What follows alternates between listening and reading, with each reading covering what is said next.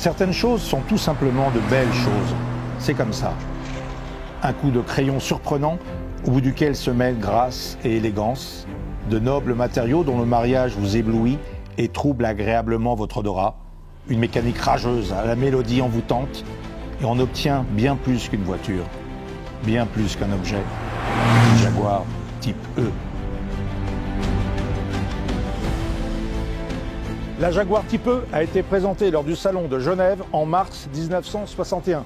La voiture était magnifique et ses lignes étaient splendides. C'était tout simplement du jamais vu. D'ailleurs, Enzo Ferrari lui-même parlait de cette voiture en disant que c'était la plus belle voiture au monde, ce qui est quand même une référence. Alors, la XK 150 qu'elle remplaçait était pourtant une très très belle voiture, mais la type E, esthétiquement, était bien différente. Mécaniquement, elle adoptait un châssis totalement nouveau. Elle était également équipée de 4 freins à disque, mais beaucoup plus puissants que ceux de sa grande sœur.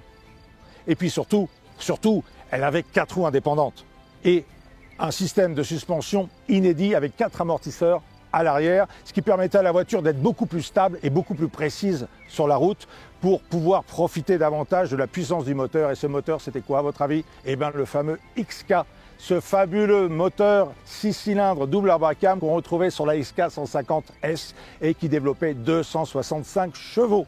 La type E a été produite de 1961 à 1975, date à laquelle elle a été remplacée par la XJS. Alors au niveau des motorisations, elle a existé en 6 cylindres 3,8 litres, puis 4,2 litres, puis également en V12 5,3 litres qui était davantage pour le marché américain.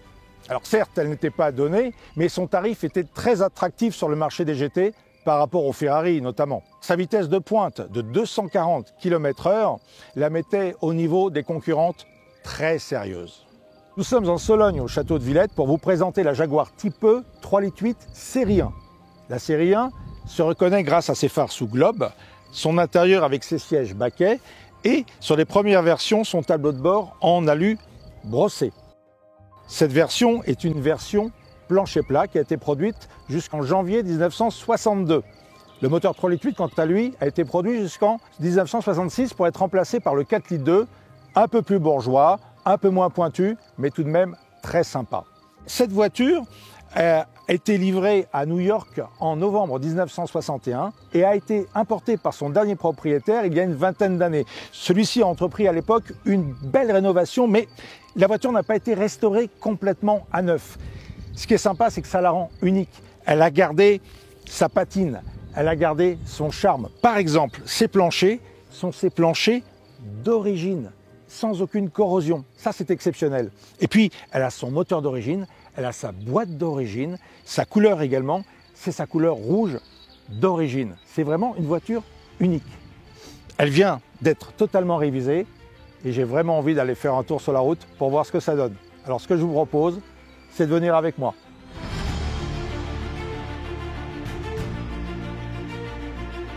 C'est vraiment un privilège de conduire une type E dans cet état et dans ces conditions. La route est belle, la campagne odorante et ensoleillée. J'ai conscience que j'exerce un beau métier. Comme pour la XK 150, on a quand même du mal à s'insérer dans la voiture. Bon, mais quand on est assis, on se sent plutôt pas mal et les sièges baquets maintiennent plutôt bien. La boîte MOS d'origine, avec la première qui n'est pas synchronisée, a été remplacée par l'ancien propriétaire, ça c'est plutôt une bonne idée, par une boîte de 4,2 litres de seconde génération et elle est effectivement beaucoup plus facile, beaucoup plus agréable à manier. Alors le freinage est assez efficace. Bon, il faut dire que les freins Dunlop d'origine ont été remplacés par une installation plus moderne qui est plus puissante. Alors quant au moteur, ouvrez vos oreilles.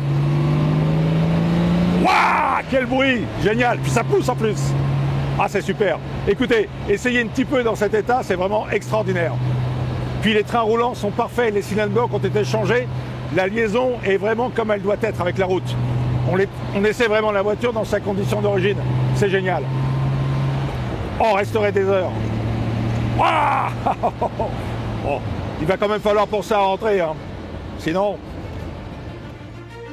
Et oui, il faut rentrer, même si on resterait bien encore quelques heures à faire rugir cette noble mécanique si envoûtante. On imagine la tête que feraient les habitants de la forêt en voyant leur verte campagne traversée par cette flèche rouge au feuillement si envoûtant.